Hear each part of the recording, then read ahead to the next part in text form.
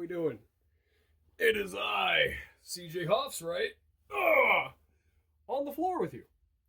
As I mentioned in video number 2, we're going to play a game here on the floor. Mostly because with my game board, I don't currently have space to put this up. But this is perfect. So you're not seeing the entire game board. You're seeing what I believe should be at least 4 spaces, and I should have 2 more on the other sides here. Got to use a little practice with the hand. Oh, I should have checked that, but I don't know. I ain't no hand model. All right. Let's play. This is what we've been waiting for this entire time. All I did was get 3 decks of cards, put the mat down, get the camera rolling. This should be how simple it is to play this game, Terrors in the Night. I will go ahead and use the Bicycle Hiddens as my Game Master. These 2 separate bicycles will be 2 different players. I'll set those off to the side for now to quickly instruct with the cards. Here we are actually finally seeing the cards. Man, nearly an hour into this and we're only just now getting it here, which is fine. This is literally all off the cuff right now. So, as I mentioned, the signature cards will be anything like this. These cards will technically be used to capture the spirit. You must, as a player, have something along a signature card in order to win. Unless you want to use one of the regular cards. If at the end of the game, you, whoever player character the Game Master decides, all the players, just one, final hit, whoever, if you capture the spirit, that card you pick will have a bonus for a limited amount of time. But we can get to that after this. What else? So, as I mentioned, I kind of practiced some little flourishes, some things like the spread, this spread with kind of that fold there. I tried my best to learn as many different things as I could in order to be an effective game master. Try and do a half decent feral shuffle here. And these were that feral shuffle, that spread, this. I didn't learn how to do any of this until this last year. This is all, like, personally, my favorite was doing that little one-handed to kind of show the cards. I love learning that. That was so much fun. That is not necessary. That was mostly for me so that I can be a little more professional with the tools that I have chosen in order to play this game. So I will set my signature cards off to the side. And we will get the player characters ready. Here's some new... What are these? These are some Majesties. Not sure how new these are. I like these though. So here is some more Majesties. Double backer, which is personally, I think the double backer, this might be the best card to use to capture a spirit. As long as you have this double backer in your deck, you can't really tell where it is. So, if you want to use the double backer as your capture card, you should absolutely be able to, and I would absolutely recommend it. Now, we are going to shuffle the jokers into the deck. I choose to use the Jokers as a free pass. So, player characters who draw the Joker, that card is just an instant win. The Jokers are like rolling the 20, rolling a 20 on a d20, rolling a 12 on d12. To pull a Joker is a win. Of course, all the cards have to be shuffled in one way or the other, so that way it is as fair as possible.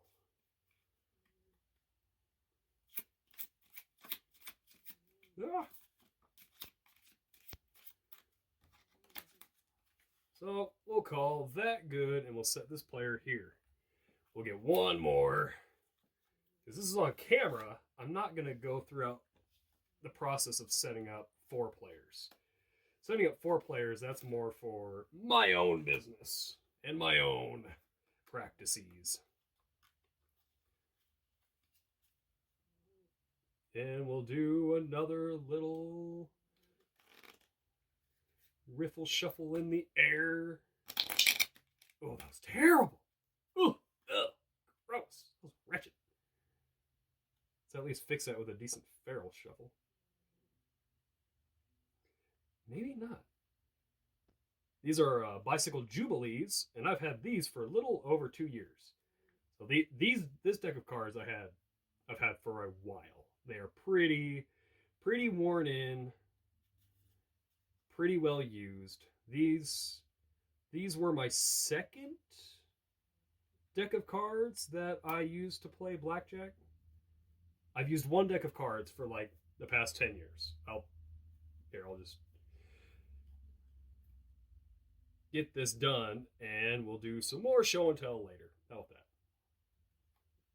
We are right now worried about the game. So, first is going to be the search step. Once the player characters have decided on going to a location to fix the haunting, this side of the board is where we begin. Now, in the campaign notes and in the adventure notes, there will be a list of how many hallways and how many rooms will be at a location. For this game, we're only going to do 2 hallways, 2 rooms. So, how would you set that up? There'll be no chips, there'll be no dice. This will be just the cards, just the game. So, the player characters enter the location. What do you enter in through first? We'll say they enter through a room. Most locations, when you enter, you will be entering a room first. Let's say I can scoot these over, and let's say here, I'm pretty sure this card will go off, so we will adjust that, but I will set it up for now. So here is 1 room, 1 hallway. 1-to-1 for the 2 each. We begin by deciding where the player characters are. If there is only 2 hunters, for example, you can have your team split up. 2 of your player characters can go somewhere, while 2 go to the other location. So we'll say these 2 player characters decide to come and hunt at this haunt. What is going to happen is the player characters will first draw 3 to 5 cards. We'll just say for fun's sake, 1, 2, 3, 4, 5. And it doesn't matter if I see these cards. It doesn't matter if other players see these cards. These are not secret. Your cards are not secret. 2, 3, 4, 5. You can kind of consider the cards almost like your own little personality. So like this here, for example, if I had this deck set up as a spell book, there would only be a draw of 4. But since all these are all in the black suit, this would count as a spell of some kind. But this is not a spell hand. This is a regular hand. So right now, Oh man, right now my guys are screwed. Oh, they're so screwed. Because this player character, let's say number 1 here, is a high enough level to where he has 2 hit points. He can take those 2 heart cards from his hand, but he cannot draw until his next turn. You don't get a draw 5, put 2 down, then draw to 5. It's not how any card game works. So right now, of all the cards on the field, this guy's got no health. This guy's got 2 hits, but he's got the high cards. That's not going to be very good. So we will say, for this first room, we will at least give player 2 some health here. So we'll give him 2 health, 2 hearts. Both player characters are up at a high enough level to be able to draw 2 heart cards for their health. So we will begin somewhere along here. I'm going to say my character's entering through here, and the hallway goes down this way. So this first card is a King of Hearts. Freaking perfect. King of Hearts. What to do with this card? What do you think? What is your best guess? That is right. Or it's wrong. I don't know. Whatever you guessed, either or. This card will be cleared by however the Game Master decides. I chose this first card being a King of Hearts. I didn't choose it, the deck chose it. But clearly, this is going to be an incredibly difficult card to beat.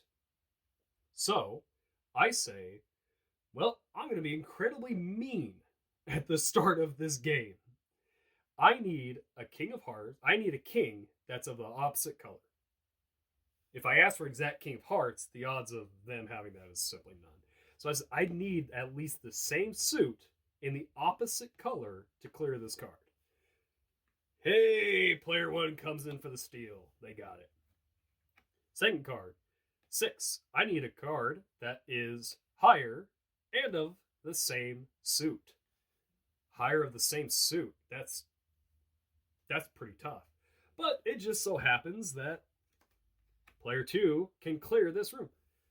It doesn't matter who has the card to clear the room, because they're both in the same location together.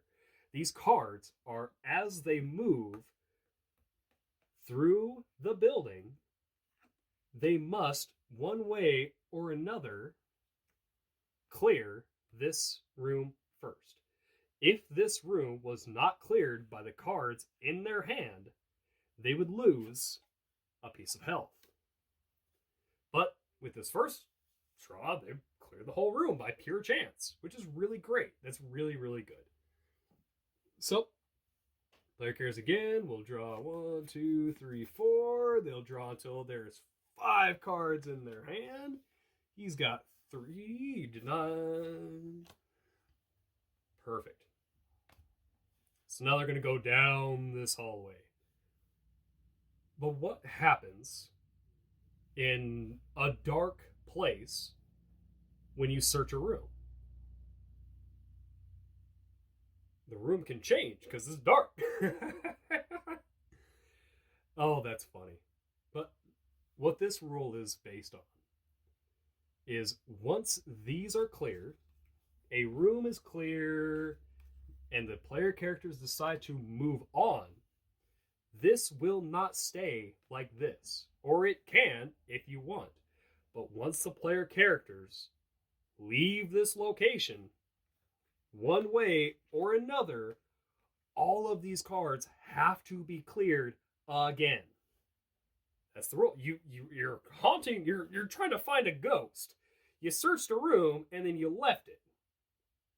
There's no telling if the ghost is in here or not. So, that's the point. How do we stop this from happening? Player character, number 1, happens to have an item, a candle. So, what they do is they say, all right, it's time for us to move into this place, But we're going to make this first room our base of operations. So they would take usually some sort of item nearby, even off their person, like a token. Wow! Almost like that's the thing I was trying to describe earlier, which I really wish I had on me now, but I don't. So they would place a token here, or just the game master would know, there is now a candle in this room. This room does not need to be cleared again. It is lit, right? So we'll say this room is clear. They don't have to come back. It's fine. They've got a candle in there. It's their base of operations. So they move down the hallway. First card, 10. I want a 10. I want a 10. Give me a 10. So who's got 10? He's got a 10. Sweet. Next card. I need a lower card. Give me a card that is lower than this ace. Hey, I just went. It's your turn. Cool. Jack. I need a jack of the same color. Oh no, he doesn't have it, but he does. Very lucky. Almost as if I can see their cards. But like I said, it really doesn't matter if the game master can see your cards. Because for the sake of showing you the game, of course I'm going to try and let these people have as much of a possible victory as they can. But let's say, well, they've got their bases covered. They've got highs in opposite colors. Oh, but they don't have a card that is lower than this of the same color. So we'll say for this 5 of hearts, I need a card lower and of the black suit. Well, they got that and they got that, so that's good. But we'll say I need a card that's lower of the same suit. Same color. Not the heart. The same color suit. Because now they don't.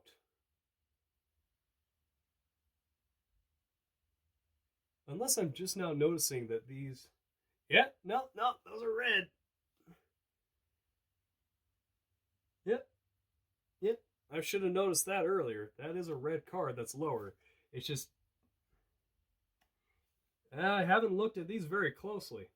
Here's an issue that you might run into, which is fantastic. I'm really happy that we're running into this problem now, so we can, as a group, solve it.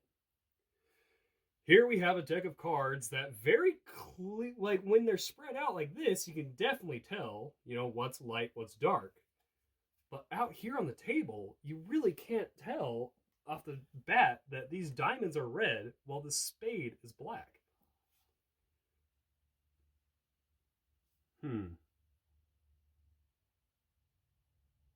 Well, one thing is I have on my game board spades, hearts, clubs, and diamonds. I guess I could get these colors, get these marked in the correct color. So red, black, black.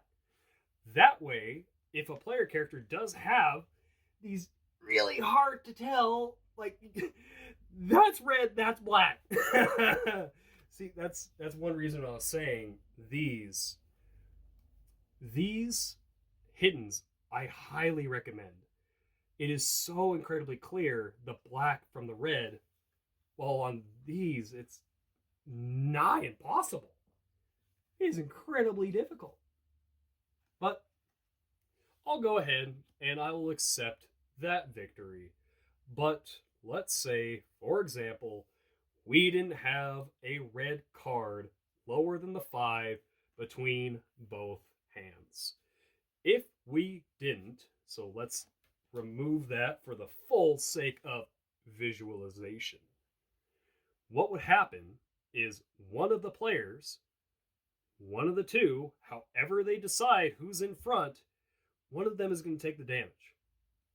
It does not matter what the numbers on the heart cards are. These only represent your hit points. You can only take 2 scares before you leave. So what happens? Player number 2 gives me their heart card because they're going to say they're the one in front. You can decide the person in front was the last card. You can decide between the two of them. They could flip that coin. However you decide, one player at a time will take the damage of a failed card, even if both players can't or don't have the card. It just so happens that player 2 didn't, to any degree. They hand me their heart card, and then now I, as the game master, get to finally do what I am best at. We'll name you Jeffrey and you Jack. Jeffrey and Jack are walking down the hallway. It is dark. There is no light, no windows, no doors.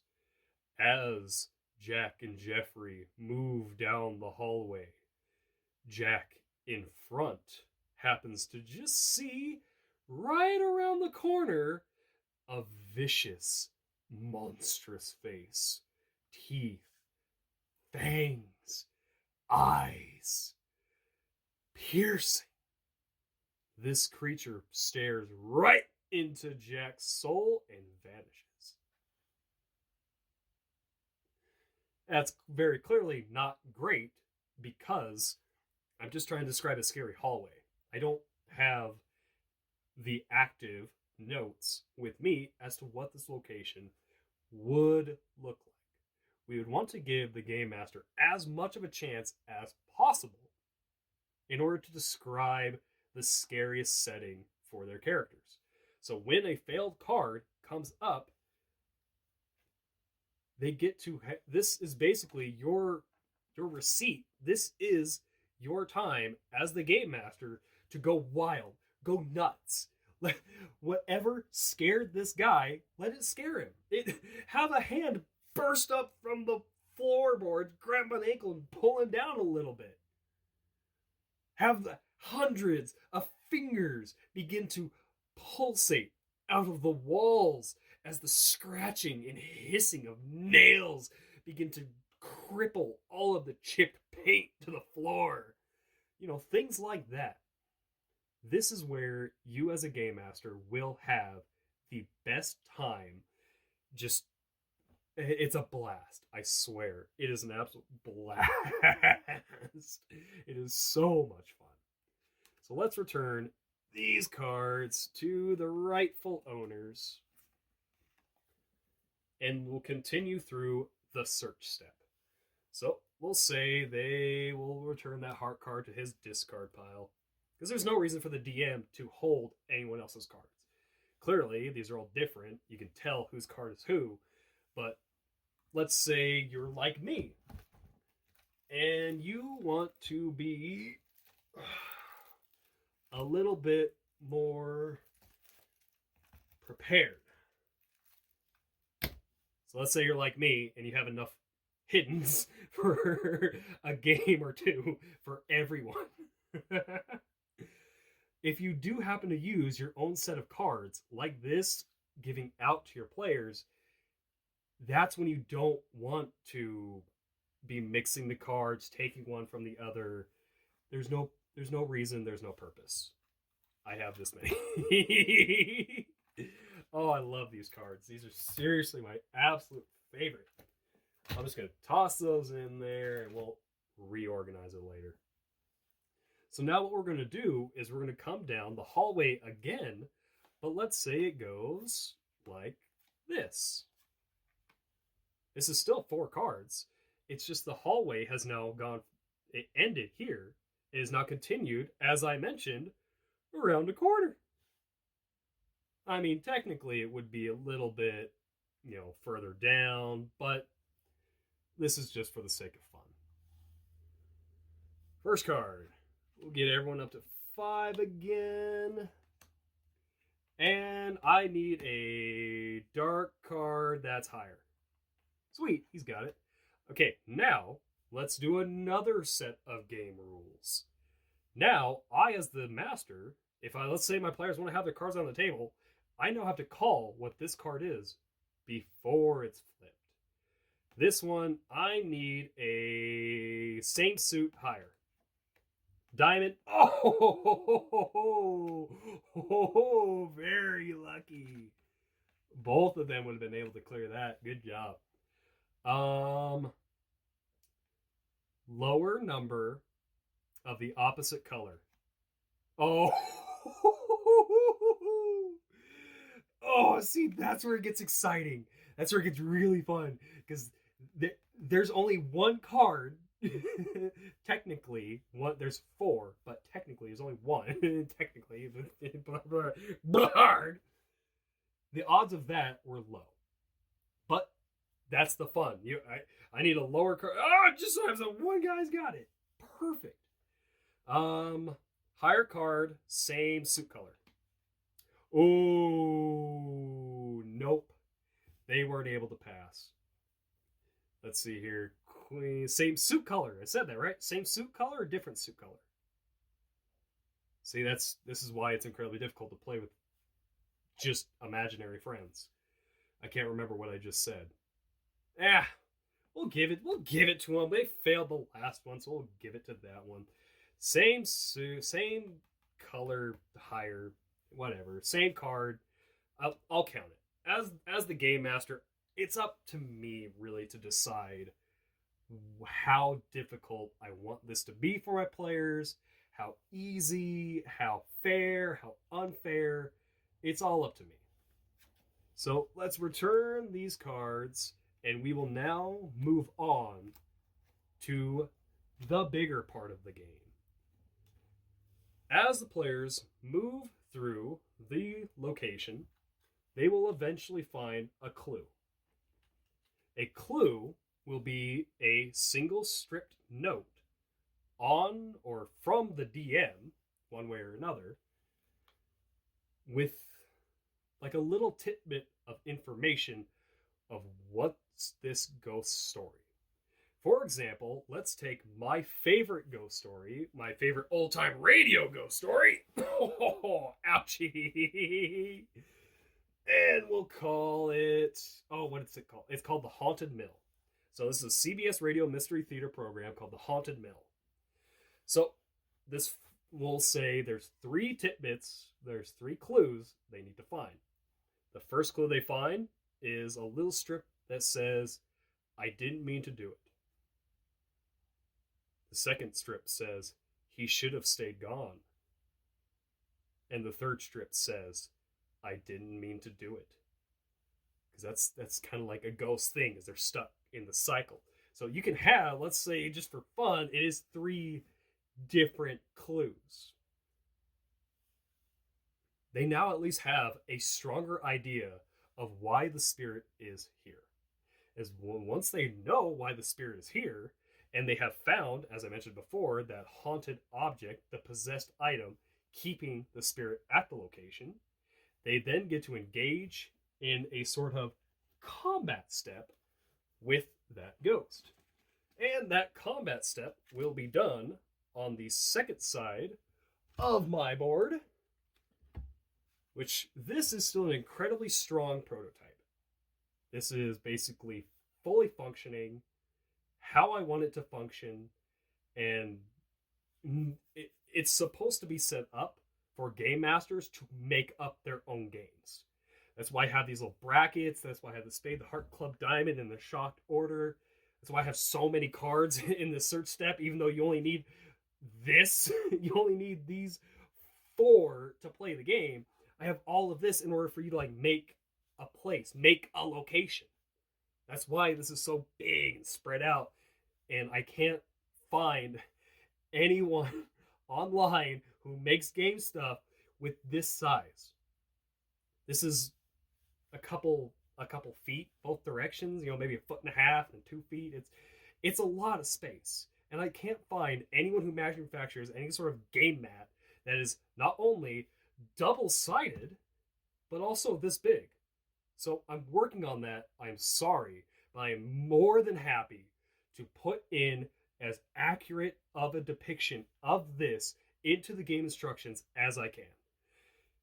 Like I work here at a motel. That's where I'm at now. This is a motel floor. Whatever. I clean this floor. This is my room, so stop it. Gross people. Here we go. Welcome to the game board. Oh, showing this on camera just fills me with so much joy. I love this. What you're looking at right now is everything you've been watching these videos up till. This is the game board. This is what I'm so excited and so happy to show you. So here's the game board. I have, as of right now, 10 games. 10 different games for all of the players to play. There's games for just the game master against one player, one with two.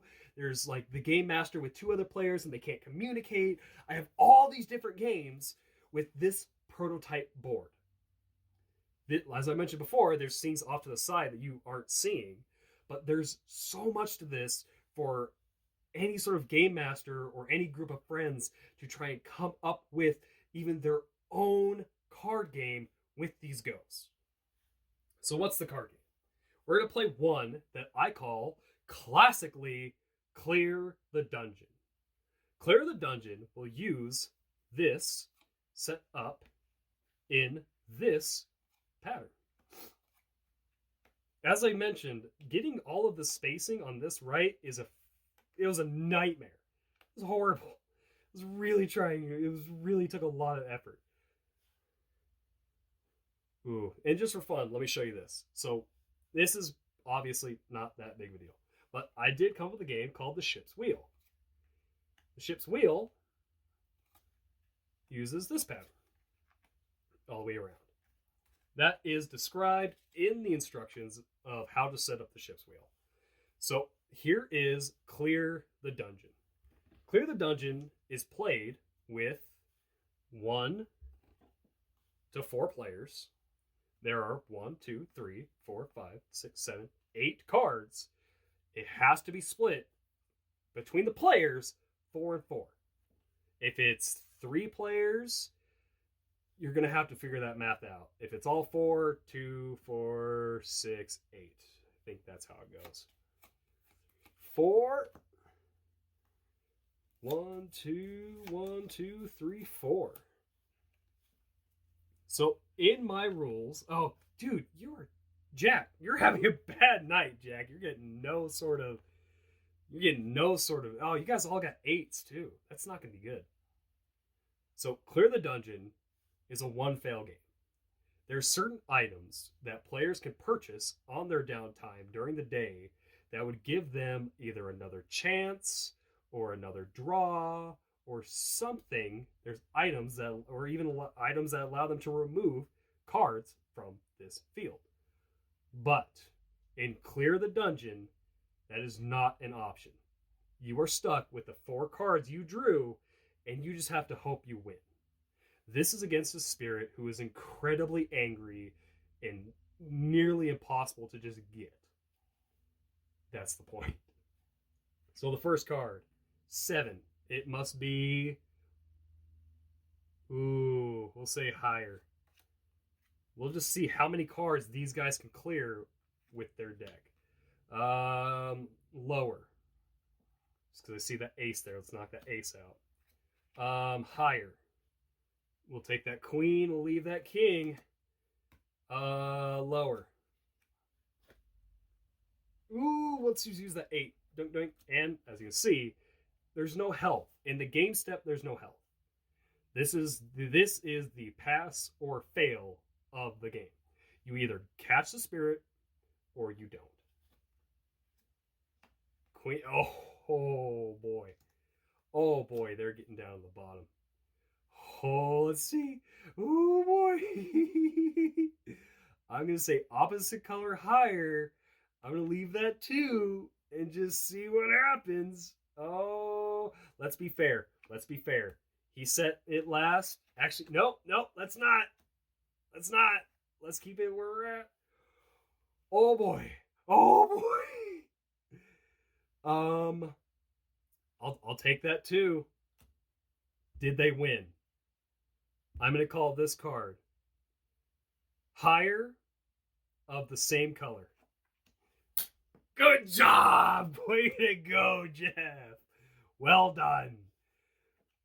8 cards. 8 cards. They passed every single one. And just for fun, let's look how pretty that is. That's really pretty. That's basically it. From here, the Game Master would award one of these 2 players with their possessed card, which will be a double backer. This double backer will now go into his deck, Jack's, player number 2. Oh, pardon me. For a bonus. Now, if he draws that face card, or that double backer, that's what it is, there can be a bonus to the last suit he played. He could play it with another card as a +1 or a +3. That signature card will basically become whatever they decide, as long as they draw it. It has to be drawn. But let's say their player character doesn't want to use this card. That's fine. They can pick any card, and that will say, at least for now, as we stand here, if you choose to use a face card or a number card as your possessed, it is only a +1. It is not a freebie. That's what the double backer's for. The double backer is your possessed card that you want to be that surprise for the game master. You want to try and get that game master with your double backer. But in the lore of the world, it's not appropriate for a ghost hunter to keep a spirit trapped. Right? Kind of like the whole point of this is to capture the spirit and free them so we can, get the building back or get the location or, help somebody. You can keep this card, I want to say, for a limited amount of time. For example, like during the day, there is time. You only have a certain amount of hours in the day to complete tasks. So we'll say, just like the daytime, this card has a limited time, not a limited use, limited time. 1 week. 1 week, from day 1 to day 1, whatever you decide, whatever a week is, that's how long this card is active. And then if you don't cleanse this card, which is like burning it or burying it or, taking care of it however you choose as a ghost hunter to free your spirits, that's what you do. You just have to let the game master know that your double backer is no longer possessed.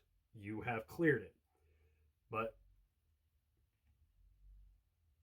we'll say there are some unsavory individuals in the world who like to collect their spirits. Which, is wrong. It's not good. You shouldn't do that. But in the world, that's not impossible. Now, it's up to you as the characters to decide, are those guys your enemies? Are they your friends? Who else is in this world? Who else understands and knows what these gentlemen are trying to accomplish? And these gentlemen and women, anybody. What are these people trying to accomplish by capturing spirits, and doing this and doing that?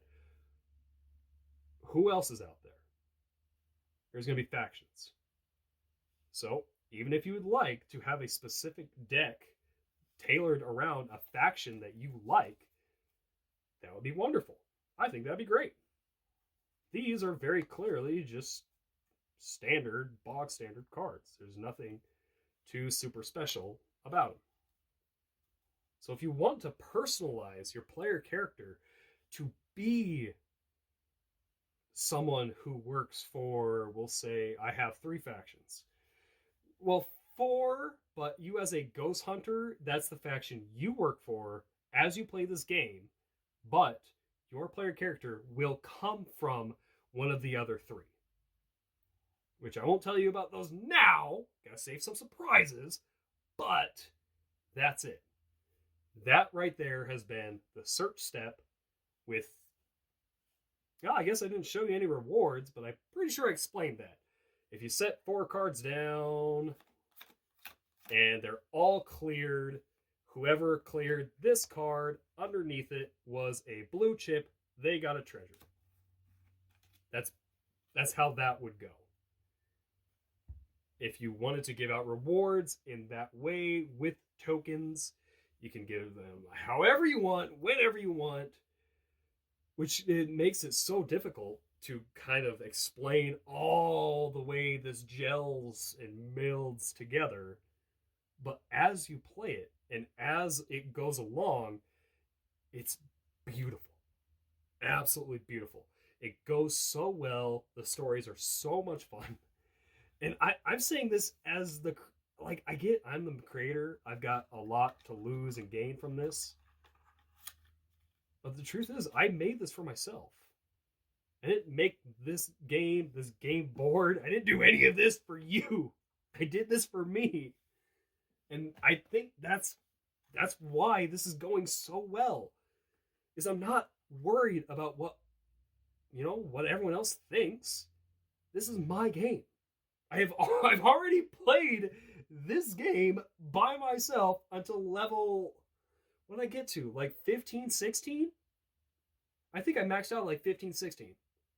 Which, like, with the dice rolls I was using, was a total of 1,600. So it was like 100 dice rolls. I was thinking like 100 experience points for each level, 100 rolls. Like, I've played this a lot. And every single time I play it, there's these little new trinkets that come up that I didn't notice before. And everything works into the next. And it's going so well. But as of right now, I think that's nearly it. These first 3 videos are basically done. These first videos were to introduce myself with you and to introduce you to this game. I feel like I've done that. So a little shout out to the YouTube channel, XP to level 3 for, the floor inspiration. I thank you for letting me know that I can do this on the floor and not feel weird about it. It's incredibly painful for my sore legs, but it's fun. It's also a little bit more affirming because I've never played this on the floor. I've never done this on the floor, which is kind of fun. So let's go ahead and we'll end the video there. But if you want to stick around, just for fun, if you want, I'm going to show you my Yu-Gi-Oh cards.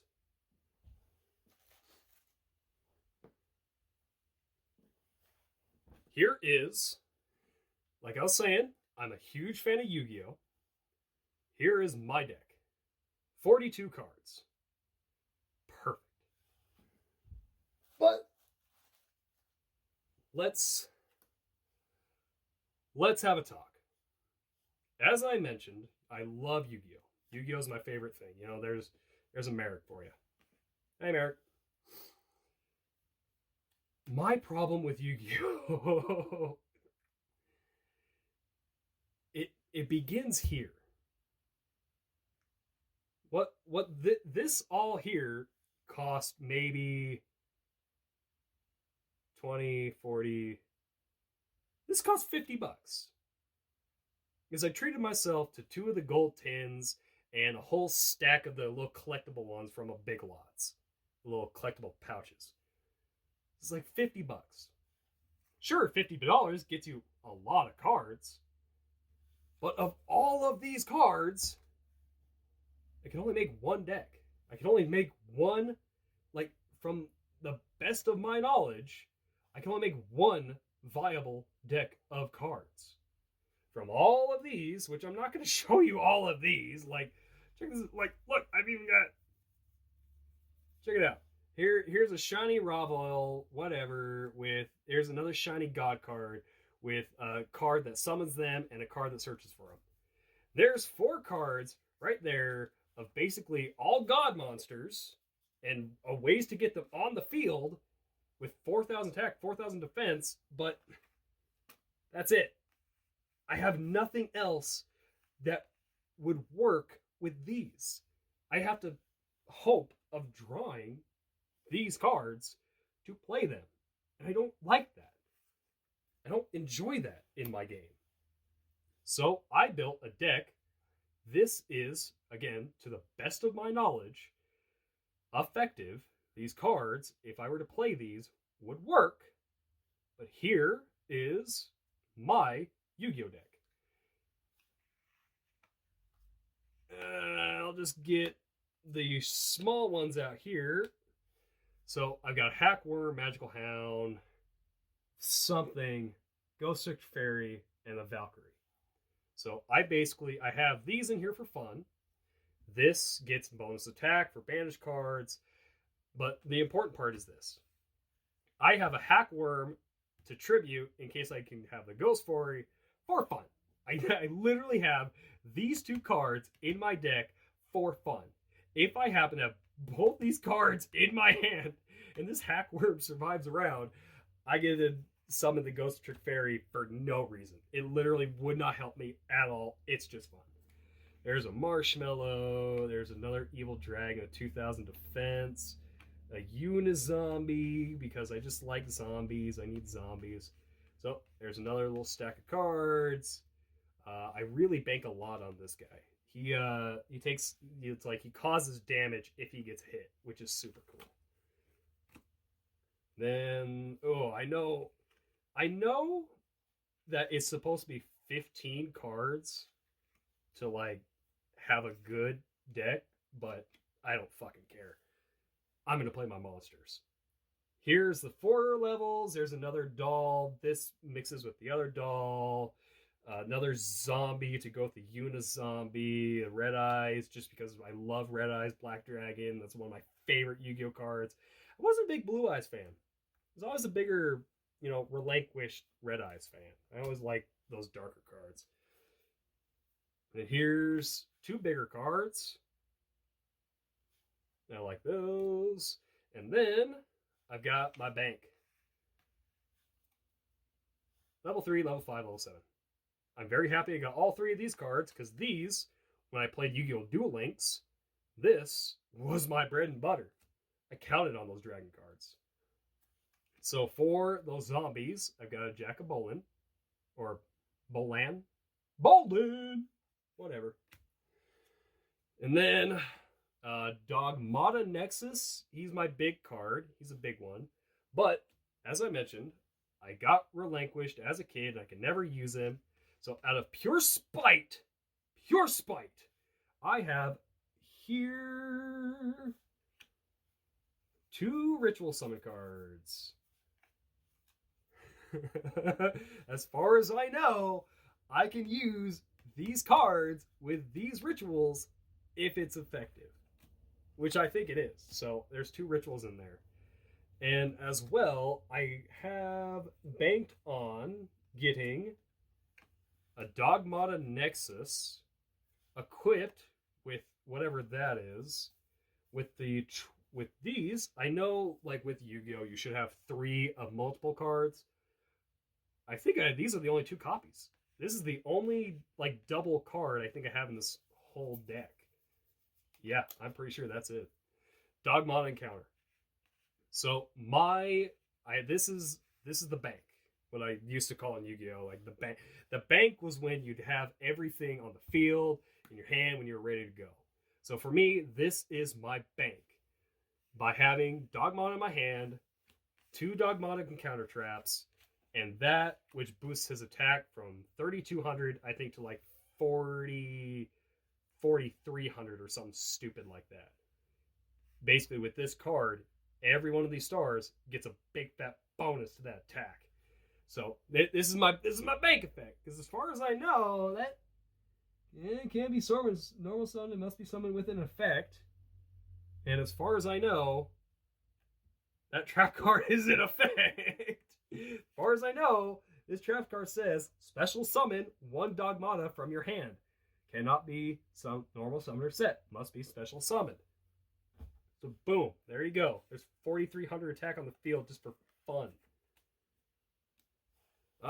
Blizzard, because I love sending spells back to the player's hand, because then I at least know how to work with them. Swords of Concealing Light, because there's Swords of Revealing Light. Swords of Concealing Light, whatever. Vampire's Domain for that vampire. This one I don't know about, because it's a speed duel card. I can't find if I can use speed duel cards in regular decks, but even if this card has come out, I'm still at 41.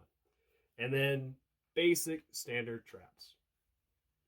And I have another meme card here, which is where we both show the opponent, or the opponents show their hands. Which, you know, if you play Yu-Gi-Oh!, good luck looking at this hand or whatever I draw for 5 and trying to guess what's going on with this. Let's just see what happens. 1, 2, 3, 4, 5. Oh yeah, it's all spells. So I clearly didn't mix that up very well. One more thing, if you're still with me, right now we're just hanging out. It's about midnight. I've been working all day on these videos. All day. I've been working all day on this, writing the scripts, getting the notes done. Right now I'm just having fun, which is the whole point of all of this. Now here, as I mentioned, it's Pokemon. And I don't have many Pokemon. Virtually none. But the ones I have are the ones I want. A Dugtrio, a Geodude, a Litten, a Togekiss, a Gloom, and a Froggy. That's all I need. I've got some classic Pokemon. I've got some new Pokemon. And I've got my favorite. That little egg thing, the little egg one from that Misty used to carry with Brock. That was my favorite Pokemon. That thing, I love that little thing. I can't remember what it was called, but that little thing was my favorite. I'm a big 90s guy, clearly. I love basic shapes and those designs. I was always drawn to that. So to get a shiny Togekiss was just, that's all I needed. So there's my Pokemon cards, but not all of them. There's a point in time where I worked in retail. And now I would love, if you're looking at these and you're laughing at me, that ain't nothing. You ain't got no energies. You can't do none of that. That you need the other one for that. Like, I know. But how many of you have 9 pre-packaged special edition Psyducks from the Pikachu Detective movie DVD release? Probably thousands of you. Yeah, no, I worked in retail, and when Pikachu, the Detective Pikachu came out on DVD, on Blu-ray, we had this special promotion where if you did something at the store, you got one of these cards. But no one wanted these cards. At the end of the month, there was a box of these cards filled. It was filled. So with my position in the store, I was able to basically take this box, and I walked around the store and I demanded all of the employees take a stack of these cards. And by the end of it, there is only these 9 Psyducks left. So for all you Pokemon nerds, none of you have got this. I guarantee it. That was oddly aggressive, but I'm incredibly tired. I'm hitting the end. I'm hitting my wall. People, it's been a blast. It's been a joy. I can't believe I got all this done in just today. I honestly thought making these videos, doing the scripts, and doing all of this would have taken me so much longer. But I got it done. I'm going to get the editing taken care of. whatever else. There's probably going to be a crappy little freaking watermark on the screen. But it's fine. We have started. We have progressed. And I am so excited. I am so happy. I couldn't be more excited for this. So please have a great day. Have a great night. Thank you so much. This is really weird for me to do hand modeling. I ain't no craftsman. I ain't no dank buds, but whatever. Thank you so much. I'm so happy you've been here for me. Or thank you for being here for me. If you've stuck away all the way through this, hopefully you found something that you like, which that's what I'm trying to do for you. Let me do the work so you can have the fun.